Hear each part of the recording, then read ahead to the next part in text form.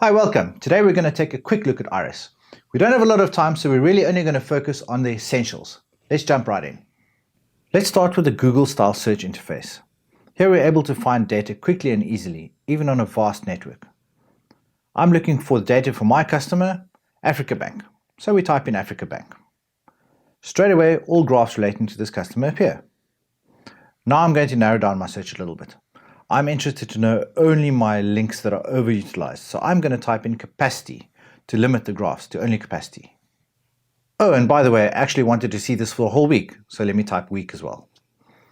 And as you can see, this is a very quick way for me to get directly to my data. There are many powerful features to refine your search and even bookmark them if they are complex. But we don't have enough time to discuss that now, so let's move on. When we click on a graph in Iris, it opens up the troubleshooter. Here we see various time and graph controls on the right of the screen. On the left of the screen are some actions that we can take, and there's some more details over here. The troubleshooter allows us to interact with the data a bit more. Let's click Show Related Graphs. Now we see all the graphs that are related to this particular graph in this bottom panel over here. We can also zoom into the area over here, and as you do that, you'll see the data at the bottom changes as well.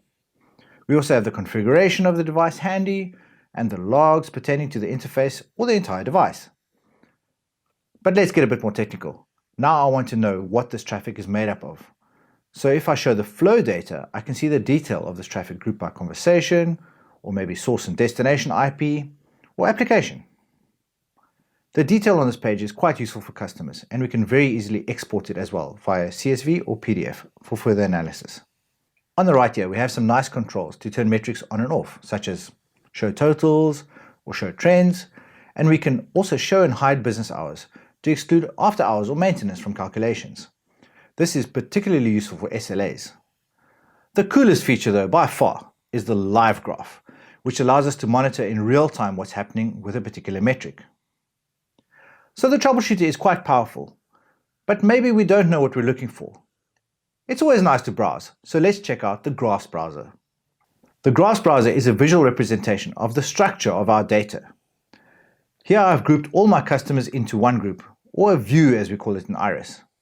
If I click on customers, it gives me the summary of what's going on. It shows me the devices and mnemonics that make up a particular group, and any kind of events that are in this particular view.